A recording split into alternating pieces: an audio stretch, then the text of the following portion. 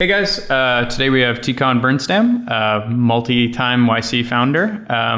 So could you just start by explaining how you first found YC?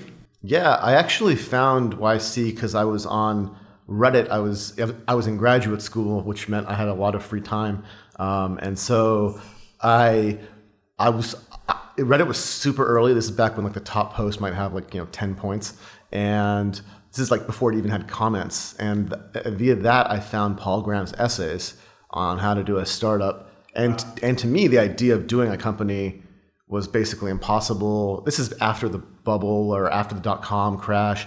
Everyone had basically declared like the web was over. Like that's all done now. And so it was very like Paul Graham's essays were really the only source that I had found that kind of said, actually, here's a pathway to do it, and it can be done. And I was super interested in that. I applied to YC on a long shot. I didn't think I'd get in. And so I interviewed in Palo Alto, and although the actual program was still back in Boston, in Cambridge, and I got in, so I just dropped out of graduate school. What were you studying? Physics, actually, theoretical physics, but I studied computer science and econ in undergrad, so that was kind of a small change. And so I dropped out of grad school and moved to Cambridge. And so then, me, Trip, and Jared probably worked on like Scribd for at least, we worked on Scribd for at least like a year and a half before we got like real traction on it. So this is back in summer 2006. And what was the initial pitch for Scribd, like in the application? Well, yeah, so Scribd was actually like one of those pivot companies where like we applied with different ideas. And then like much like Reddit was actually a pivot company where like it was actually applied for as something else, like just like food delivery stuff. Really? Paul's like, I love you guys, Steve and Alexis, but I hate that idea. How about this kind of thing? Yeah. Steve's talked about that before. And so similarly, like Scribd was actually the merger of me, Trip, and Jared, like during YC. They were working on some other project, and like it was like a Craigslist for colleges. Okay. Back then, Craigslist was super hot, so like everyone was trying to do much like nowadays. Everyone's doing like Uber for X. Like back then, it was Craigslist for X.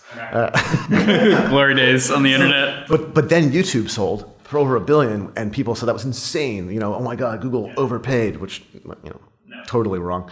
And so then YouTube became the hot one. So then we said, like, let's do YouTube for documents. Like that was literally like the thinking. And I mean, we'd also noticed this problem where Trip's dad, who's at the Stanford Med School, was having trouble like basically viewing the documents like online that like he wanted to read. Okay. And like he didn't have like the right reader. And like sometimes I'd send my mom like a PostScript file and she'd be like, how the hell do I open this?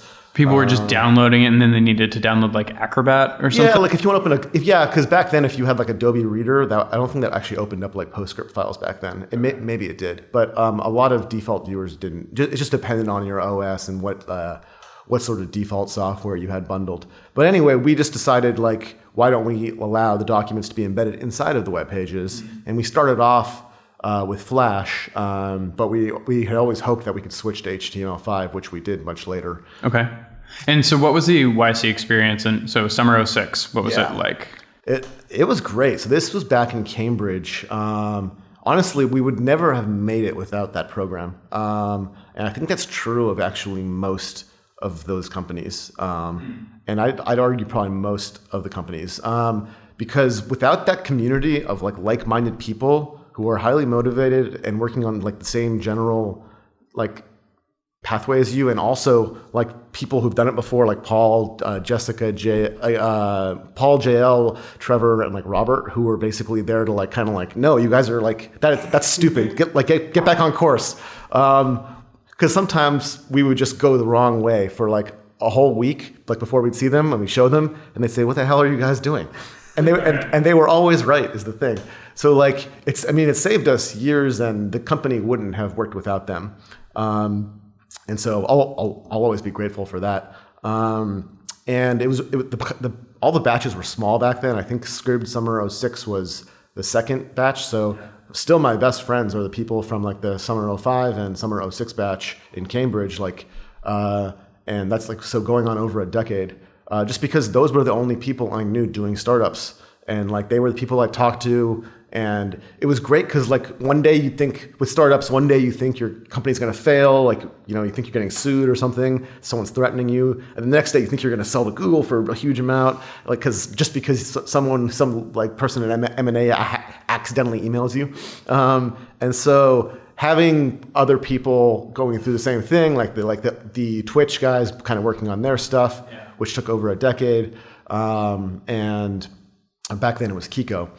Which switched into Just in TV, but like having that sort of having those people around in that community, and then kind of like the guidance of the partners is probably the only reason that we survived.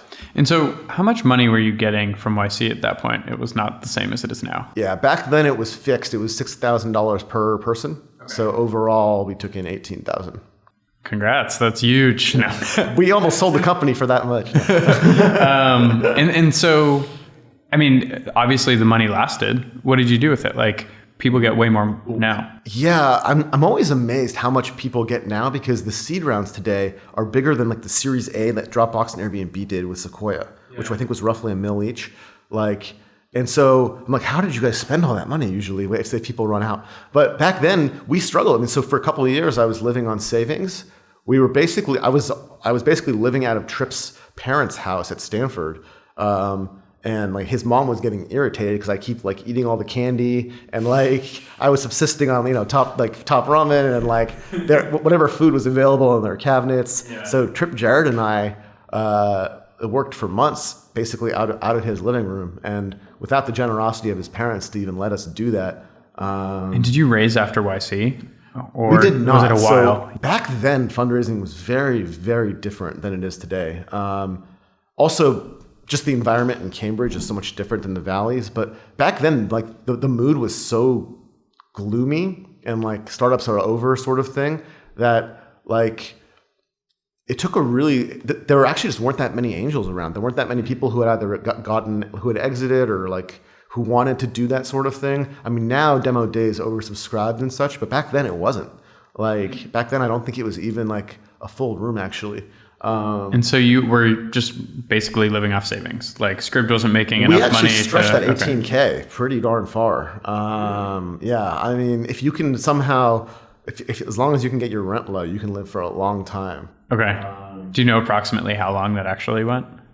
Well, I mean, yeah, it was another year after YC, so we scratched by on that, and not, I mean, being a wealthy grad student, so having zero savings, like for really any of us, because Tripp had just left Harvard, Jared dropped out of Harvard to do this, so we just really we tried to make every dime count.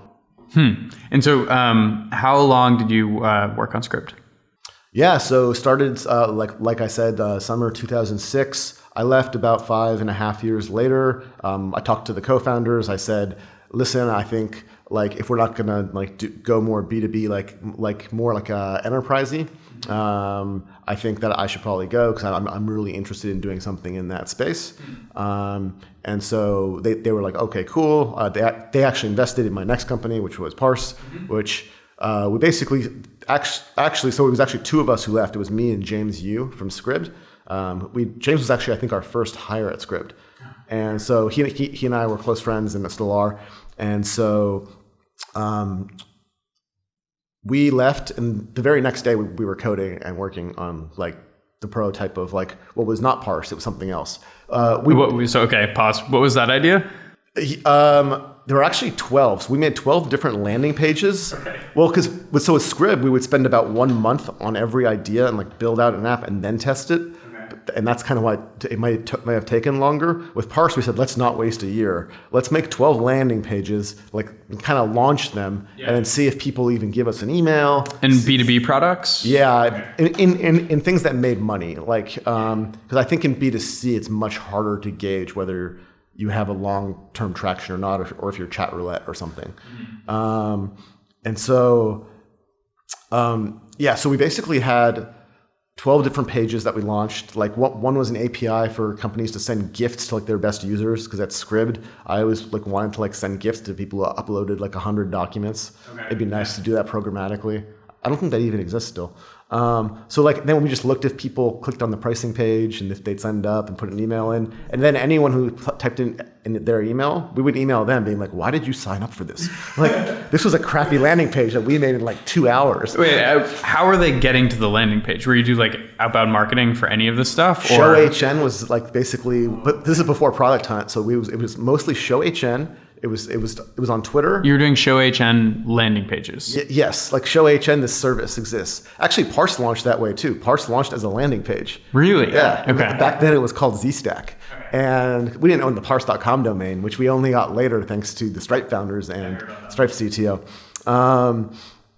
And so, it was called ZStack. We launched a landing page. Again, we wanted to make sure people actually wanted this thing. Because we knew, like, from our own experience building mobile apps at Scribd, at other companies, that everyone was sort of reinventing the wheel, redoing the same sort of like code that like push notification type stuff that really could be generalized. And back then, like AWS was kind of just still very much in its infancy, but you could see the need for like Heroku had just sold for $250 million to Salesforce. So like the pitch of like Heroku for mobile, like kind of was like a very like, I actually dislike X for Y pitches now, like all these now Uber. But you were riding those waves in the past. Yes. Yeah. I am 100% guilty of doing those in the past. And so we actually, I think the pitch deck I used at YC at the demo day was, it was Heroku for mobile was like actually the like title of what the company was.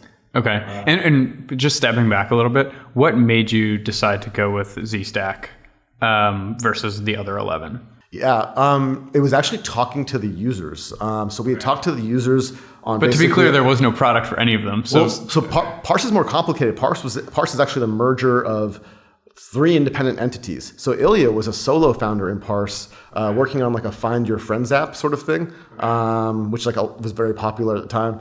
And Kevin wasn't even in YC. Kevin had been in YC previously, and then was working at Google, emails Paul and says, listen, I want to get back into startups. Like, if you have anything, let me know. Paul emails the list like, hey, there's this great guy, great hacker. Like, you guys should like talk to him if you're looking for a co-founder. Mm-hmm. And so James and I met with Kevin. Ilya met with Kevin. We ended up all trying to work together for like a couple of weeks and like just to see if we'd harmonize. I mean, I don't advise people work with people they don't know. But it worked for Twitch. It's worked for some people. It hasn't worked for a lot of people. Yeah. Yeah. Okay. Yeah. Okay. So what were those 2 ideas then that merged? Oh yeah. So we were actually more in the payments space. James and I were interested in the like recurring subscription billing space. Where people people still have trouble like actually getting like recurring billing working. It's getting better now thanks to Stripe. But so stuff for like normal people basically take payments like that were recurring. We were still very much in the ideation phase where we were very happy to pivot to whatever we felt would be like the best type of like business. Okay. And then basically we also started working on Parse and we had basically launched that landing page pretty quickly into YC. And we launched it on Hacker News. It was a Show HN. It was called zstack.com, I think, at the time. And so what was the pitch? It was literally a theme forest theme. It was like a $9 theme forest theme that has these hot air balloons on it. You can still buy it today.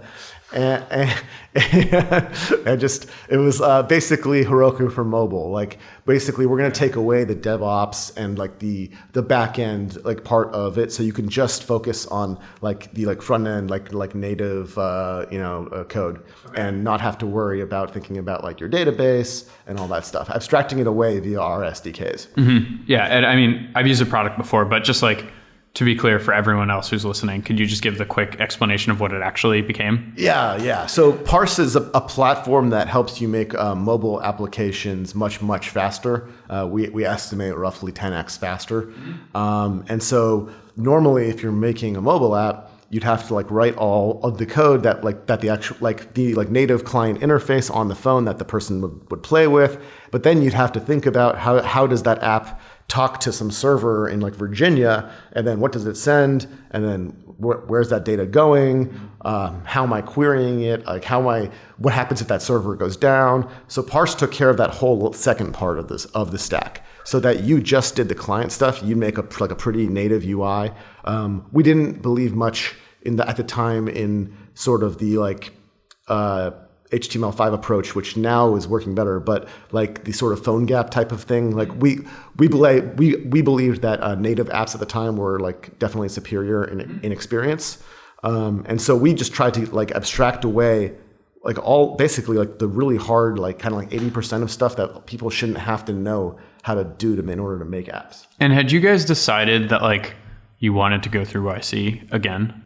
Oh yeah, I talked to Paul almost immediately on leaving Script. Yeah, and I was like, yeah, me and James have these ideas. We're not sure exactly which one we're gonna do. Okay. And Paul's like, all right, well let's do this again. Really? So you applied like kind of blind? Like there's no product still? Well, we agreed with Paul that we would focus on a company called PintPay, which was the subscription billing service. Back then, billing and like payments companies were super hot. Okay. Like WePay just raised a bunch of money. Stripe was famously doing really well, but we definitely never wanted to compete with Stripe. So we were looking for other angles inside of payments. Okay. You know, that you could do things like anti-fraud type stuff on payments. So basically, like another idea was sort of funded through YC, yes. And then you just changed it, yes. And you brought people on in the meantime. Yes. Okay. That actually happens a surprising amount of the time. Yeah, I would say yeah. And so by the end of the summer, though, you're Heroku. We're Heroku for mobile, yeah. Or I later switched to AWS for mobile. But basically like an AWS tailored for developers of mobile applications. Okay. And so why did you want to do it a second time? YC? Oh, I mean, well, okay, first off, the first time we would never have made it without YC, and that's likely true the second time as well. Again, it's largely for the same reasons as the first time. I still don't think I know anything about startups. Like the more and more I do this, the more and more I'm convinced how little I know. And so like having that like community of people like who are highly motivated, having my first customers there right there in the batch where I could say, hey, like you're making a mobile app, use this. Yeah. Like that's really, really helpful because then you suddenly get feedback, and then every dinner every week you go to them and say, hey, I launched this new stuff, check this out. And then we bring our laptops and show what we're doing, and then like half the time it was stupid, and the people told us that, and then we stopped. And then the other half, they're like, well, why not like expand on this that way? And we're like, oh, because that's the problem you're having in mobile. It's not that. How did you start getting customers afterward? Because it makes sense, like when you're surrounded by startups, you can just grab a ton of people. And I found Parse by going to hackathons because people were using it all the time. Yeah. But how did you get people who would pay for it? Yeah, so we didn't have pricing for actually quite a while. It was a free service. We didn't know how to do pricing properly back then. And so we were mostly focused on are we making something that's making a few people really happy? Like, so we would talk to the developers like who had signed up and who started using our like beta, we started off just basically like sending data to the cloud, like to like S3 say. And by talking to the developers and seeing like, do we have a product where people are really disappointed if we just like went away? Which I think is a really good test. If you can't find some niche that is absolutely like fanatic about your product, then you likely don't have strong product market fit. Mm-hmm. And most of the times that I've failed in startups was basically trying to push growth before I had product market fit. Mm-hmm. And so we found this core segment of developers who really wanted to make native apps much, much faster, ranging from like agencies who were making apps for everyone from like Green Bay Packers to like the Travel Channel and Weather Channel and Cadillac, who actually all end up using Parse. But like we found people who really cared about this. Like this makes my life much, much better. And then we actually talked to them and like we used their feedback to kind of make the product better in the ways that like it should be better. And we actually moved really fast. All four of us were coding. And so we worked and we kept kind of launching features constantly. We got the parse.com name thanks to Greg, the CTO of Stripe, because I asked, I was over at their office and I asked them, what was your guys' second choice? Because like Stripe's an awesome name. And they're like, well, if Stripe didn't work, we're gonna be Parse. I was like, that's available? And they just gave it to you for $10 or something? They didn't own it.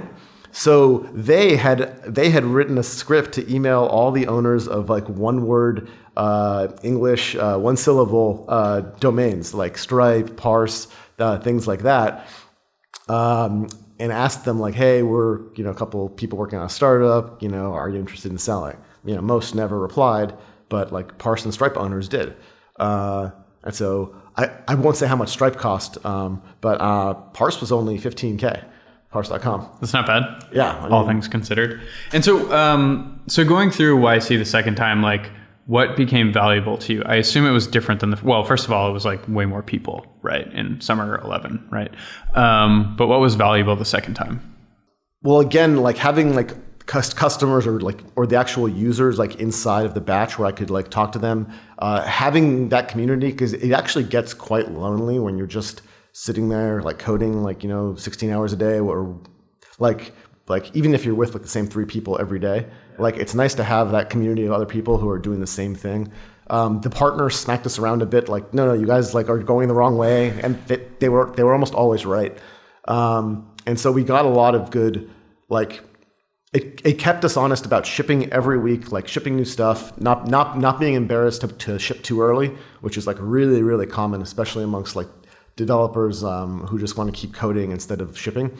And so the partner's advice was priceless, and then a demo day, I mean, fundraising was 1,000x easier. I can't imagine the fundraising minus the YC demo day. We were wildly oversubscribed, but we only took 1.5. We stopped there for our seed round, and like we really were able to get some of like the most some of the best investors and some of the most like kind of like famous like Valley type people, and it was really awesome. Yeah, and then it was like 2 years, and then Facebook acquired you guys? Yeah. Something like that? Yeah, so we started Parse in 2011. Facebook acquired the company in 2013. Okay. We'd actually had M&A discussions with several other companies along the way, like in 2012 and early 2013.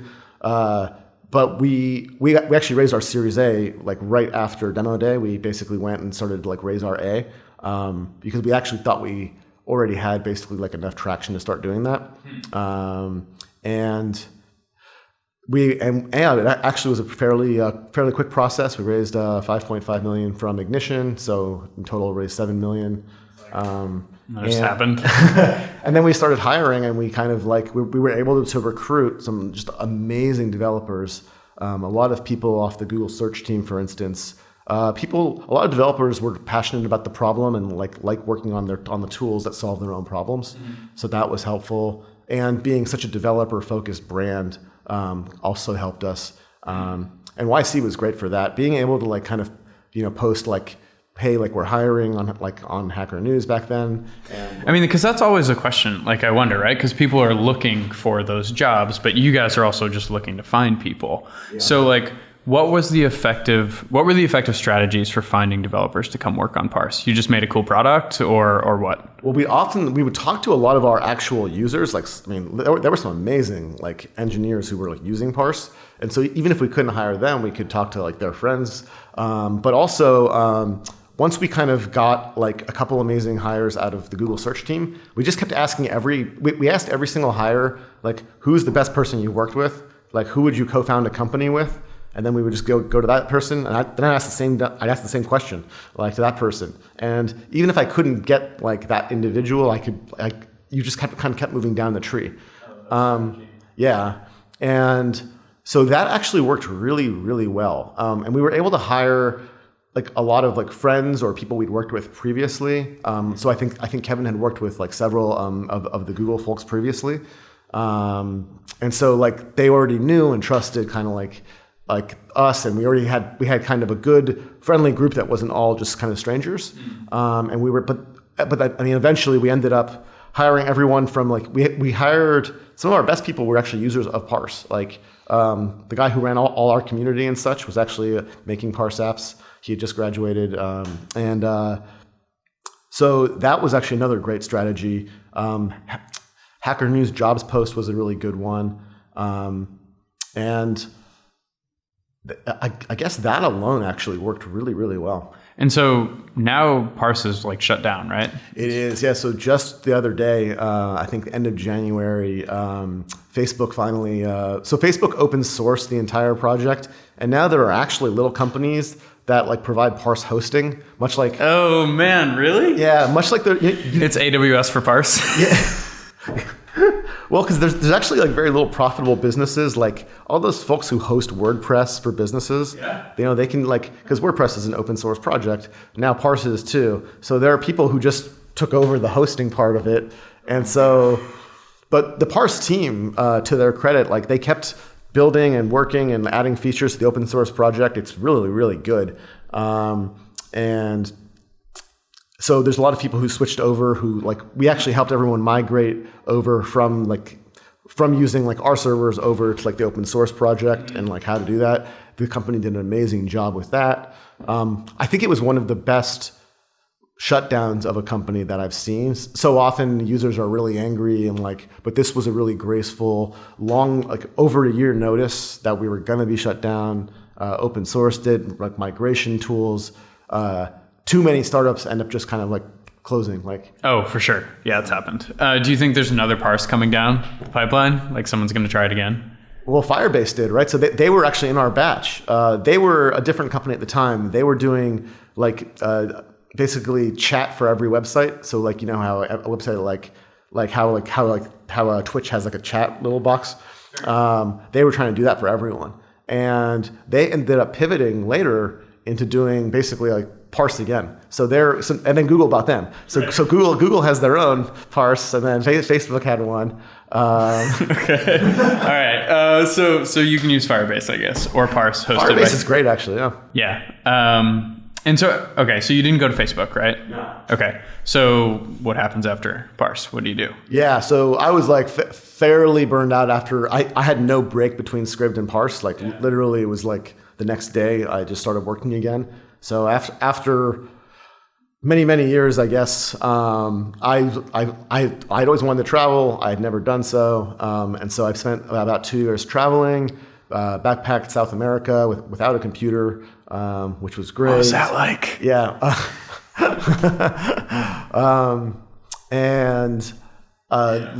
Lived in Europe for a while, did a lot of speaking at conferences, that sort of, and I tried to learn more about the international startup scene. Mm-hmm. It feels like every city internationally, or a lot of them, think like, how do we build the Silicon Valley of like, you know, South America, or how do we build the Silicon Valley of like Peru? And it's like, that's not really the right approach, I don't think.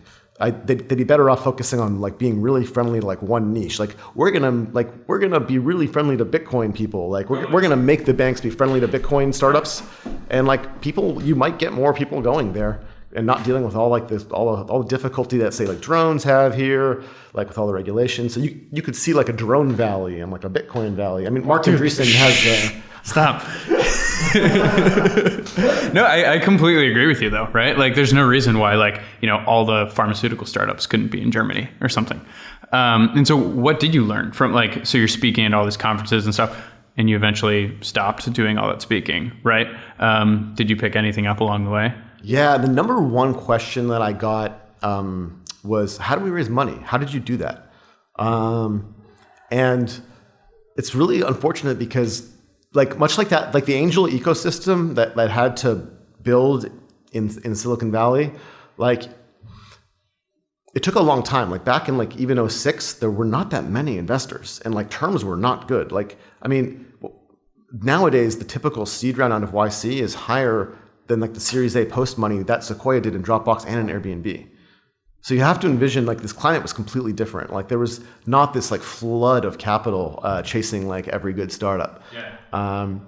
So that's kind of how it feels in most international areas. And so what do you tell people?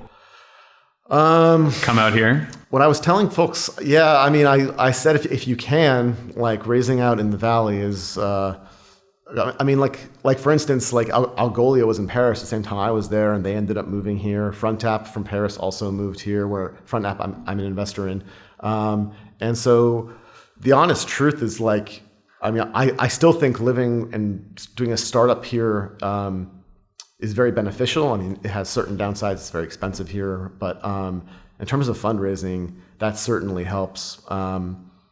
But also, investors are largely averse to like non-Delaware C corps, which a lot of these companies outside of the U.S. are. Mm-hmm. Like, for instance, I, as an investor now in like over 60 or 70 companies, I don't understand like the legal ramifications of investing in like a company in like South America. So you basically just avoid them?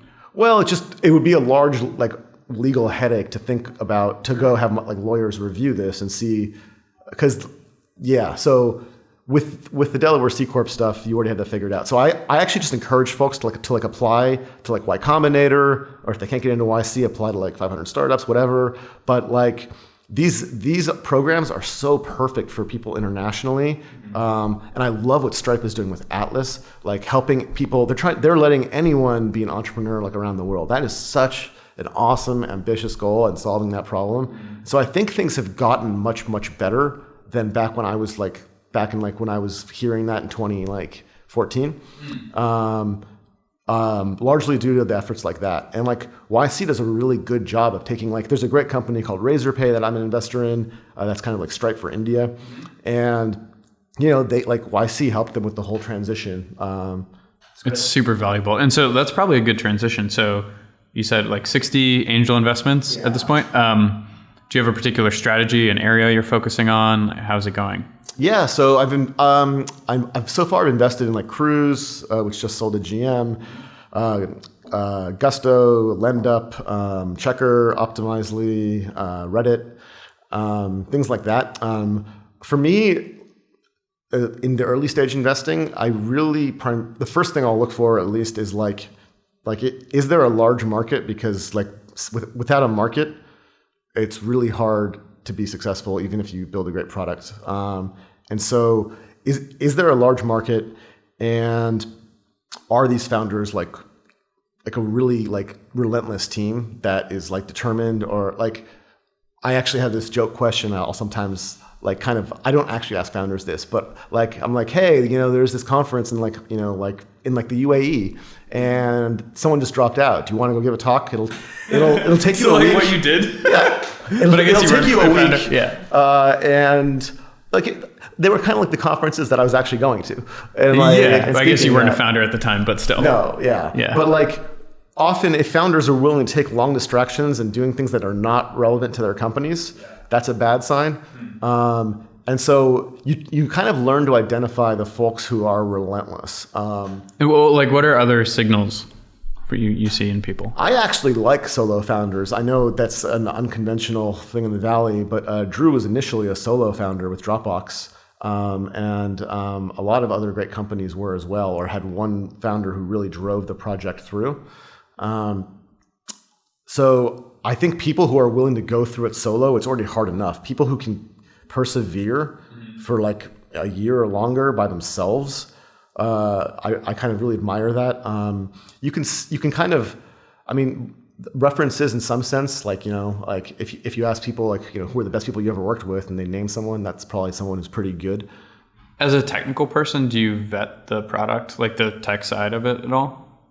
Yes, but I kind of believe, and I'm stealing a lot of this from Mark Andreessen, but that a really strong team in a really great market will eventually build the right product, and they'll figure it out, because the market will drag the right product out of them, whether it's kicking and screaming. Docker came out of .cloud, there's lots of things. Twitch came out of Justin TV. Justin TV had this one vertical of gaming that was really growing, and they actually ditched the rest of it and just did the gaming vertical.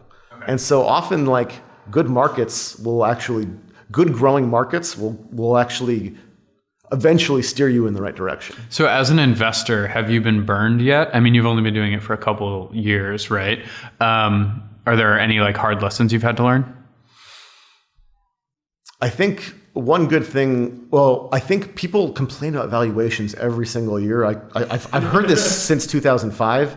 I remember when Optimizely's seed round was at 4, and people were like, "That's so expensive. I'm never gonna pay that." Now it's probably a multi-billion-dollar company. So I don't listen to that anymore. I think a lot of the best deals can feel expensive. As Gary Tan recently said, investors make their money basically on being in the deal everyone wants to be in, or being in the deal nobody wants to be in. And I think that's largely true. If you look at say Dropbox and Airbnb, they took over a year to go from demo day to their Series A. So you don't have to actually rush into things at demo day. There's a lot of room in the post-seed world where you can kind of invest maybe at a slightly higher valuation, but before the Series A. And so I've done a lot of that as well. And how are you finding those deals? They're often they're products I use, or often they're things that actually solve problems that I had. In terms of areas I focus on, I guess I should mention a lot of B2B and enterprise, a lot of autonomous vehicle tech, much like Cruise, and a lot in marketplaces. I'm still bullish on. I don't think that there are enough marketplaces for all the different verticals yet. For example. Okay, I'm an investor in Quartzy, which is a great startup. Just did their Series B, and they are bringing for life science laboratories, at universities or say at Genentech. They're uniting, they're fixing the whole inventory system problem, because most folks just have either a chalkboard with writing down what they have, or whatever, or some paper binder. So they are uniting the life science labs with the suppliers. And that's very valuable. And much like Airbnb, a lot of people said, why do we need Airbnb? We already have Craigslist. But often these experiences are much better when they're custom tailored. Yeah, I think it was Chris Dixon who like made that graphic a while ago of like breaking Craigslist out into like all these billion-dollar companies, something like that. I think it's true. It's there's so many companies that are just like, we see it with YC, and Jared actually wrote a post about it last year, the startup zeitgeist, like all the trends. Like people often don't pay attention to the unsexy, but like giant markets. Yeah. And those are often like the most interesting ones in terms of like investments. And so a lot of my investments didn't seem sexy at the time, but worked out. And so like, where are the markets you think that like people, in addition to those marketplaces, like people ought to be paying attention to? Because right now there's a lot of noise around, say, for example, like VR or machine learning AI stuff. Do you think that those things are worth startups going for right now? Or are there other things that you think are good opportunities? Yeah. So I actually really like existing huge markets that are growing. This is not everyone agrees with this. Some people say, look for a small market and like expand it. Like, I think that's kind of, I think in 0 to 1, Peter Thiel kind of talks about this. That certainly can work. But I think Dropbox is like a great example. Mm-hmm. A lot of famous investors, I won't name, passed on Dropbox at a $2 million valuation saying the space is too crowded. But when you see a huge market that's fragmented with like lots of like companies, like many were public already doing the same kind of thing, just badly, if you can make a 10x better product, like you can really win. And there's room for lots of winners, right? Box is public. Mm-hmm. They started like roughly in the same like era. Dropbox is doing really, really well. I think they just hit $1 billion run rate or something. Mm-hmm. And there's room for lots of winners in huge markets. And so I'm guilty of following like trends and like saying like, oh, YouTube is hot, let's do like YouTube for X. Like, oh, like, but it's Cruise for X. Don't do that. Yeah. Don't do that. Because that's rarely how the best companies were formed. Like when Stripe started, everyone said, why another payments company? Everyone already has a payment system. But they made a 10x better product that developers loved. They found a niche of people who loved what they were doing. Developer friendly, and they signed merchant IDs on the fly. That was huge. Dropbox had like the same kind of reaction. Airbnb, as Seibel posted, like, all the famous investors passed on that, like, because they didn't really, they didn't necessarily understand the problem. Like, why would I rent out the living room of my brownstone in Manhattan? I don't, Do you think it is an education problem? Because that happens with YC a lot, right? Like there are people that are seemingly entering a crowded space, but in actuality, like they are going to be the winner, right? So if you are the founder of that company, how do you educate people if you do in fact need money from them? Like, is it just about education? I think YC is actually like done a really admirable job in just picking relentless individuals, like the Airbnb team, which was like a team that just was never going to give up. And even when they're not sure about the market or idea, they'll bet on really amazing people who are relentless. And I think that's one of the genius parts of YC and why YC has worked out so well. I suspect nowadays, I think you kind of have to ship at least part of that 10x better product. Just because the application, nowadays, I don't think I would even get into YC if I applied right now. But because it's much harder to get into, there's just more applications now than there were back then. And so I think if you can show some traction or some product market fit in a large market, that's always good. But in terms, I just think investors are wrong. I think a lot of investors are wrong on this. And I think a great way to find startup ideas is to look at the Inc. 500 magazine, and it shows the fastest growing startups, like in terms of like revenue, like say like year over year or like over 3 years.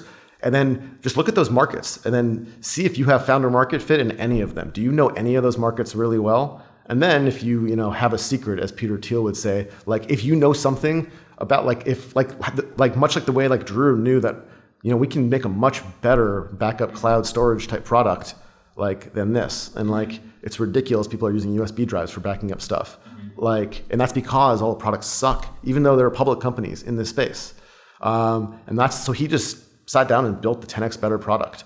So I really like looking at the software that you use every day and seeing which ones annoy you, like which ones make you like really cringe, and I always write those down because if you're using that, it means it's probably one of the better products or it's what people are forced to use. And if you can build the 10x better product, people will switch. Totally. And I think paying attention to market size makes a huge difference. I'm still shocked that there aren't more like, not cruise lookalikes, but self-driving in general. Like personal transportation is so massive that like there's room for like 10 of them. Yeah, Sebastian Thrun recently I think he was quoted saying basically roughly a self-driving like kind of like engineer type person is worth roughly like $10 million, like in like an acquisition or like in like M&A. I mean, Cruise was 50 people and sold for $1 billion. But keep in mind, GM stock price actually went up on the news. So like the market actually, I think, viewed this positively because GM wisely noted that they were gonna either become a software and technology company or kind of become a dinosaur relic. Because I believe this is true of all companies. Like all companies will either become software companies or they're gonna die. Mm-hmm. As an investor now, do you have just a fear of choosing the right idea if you were to do a startup again? Like, are you scared of doing one, or would you want to? That's such a great question, and that's okay.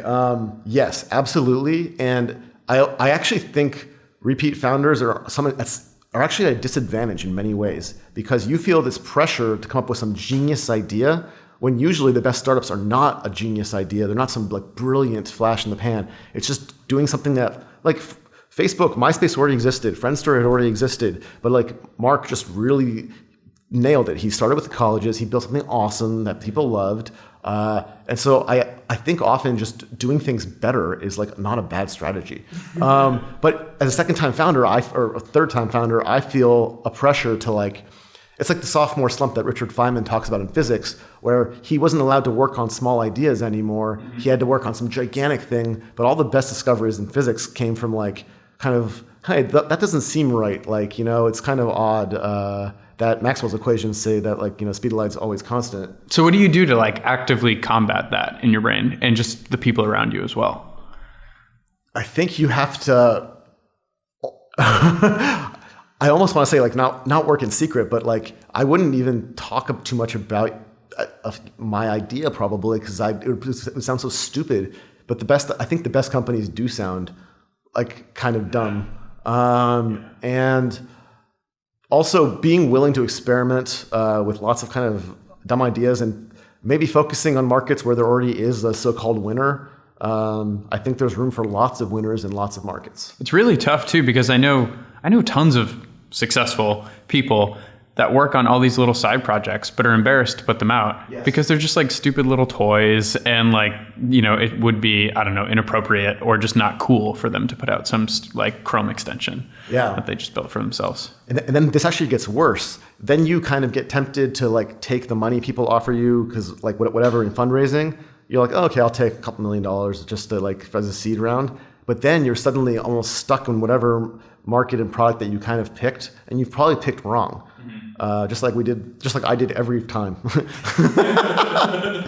So knowing that you've picked wrong, like you kind of get stuck, and it's too awkward to tell your investors that you're changing and pivoting. And so I think second-time founders raise money too fast. Like I'm not going to raise money until I have strong product market fit and I know what I'm doing. And a friend of mine who actually raised money too early was just lamenting how that probably killed his second company. Man, and what about those people who were successful and then decide that they want to like create a lab where they have like 7 startups to their own? Yeah, that's like really interesting, right? Like Max Levchin's done really well with that. Like he had Yelp come out of that. Slide, which he sold to Google. I think Affirm, and then there's some great ones. That model's really worked out for him. I feel like he's an outlier. Yes. But I don't know. I could be wrong. The other labs, I don't think I've seen be as successful. Like I think like why Combinator used to not like being called an incubator, because like most incubators haven't really worked out that well.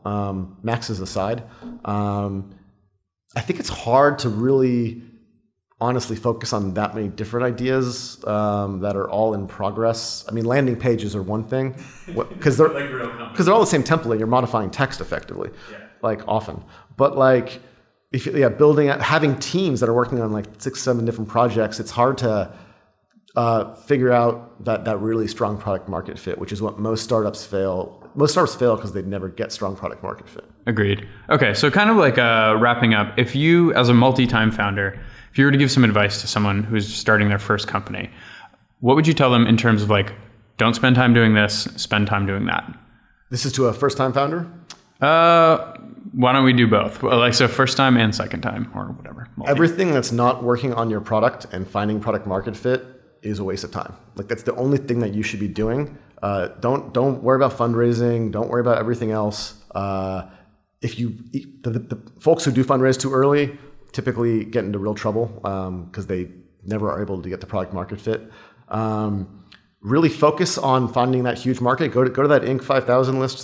Find the fastest growing companies. Find a market that you know really, really well, better than anyone else. So have founder market fit and like make it a big one that's growing, and then just build a 10x. Focus on building a 10x better product in that space.